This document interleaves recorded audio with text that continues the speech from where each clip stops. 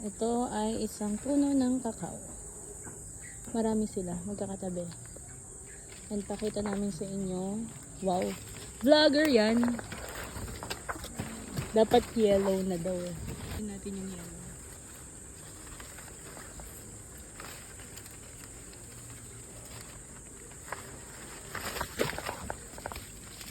Yan, it should be color yellow. Cute nila. Ayan, mga puno ng kakao. Ito puno din to ng kakao. Ito meron dito. Ayan o. Ayan. Madami to. Ilan kayo? Marami tayong makukuha. That nga sako dinala natin eh, no? Sobra-sobra yung isang sako. Ay mapupuno ba natin yung isang sako? Tapos ibenta natin. Kaysa nahuhulog lang dyan, sayang. Diba hinarvest na natin?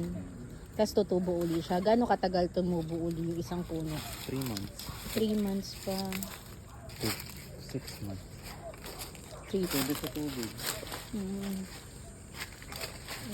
diba? Wait lang. Yan, kakao. Sunrise lang yun. Ano na yun? Ang dami na. Low na. Kuha tayo chocolate.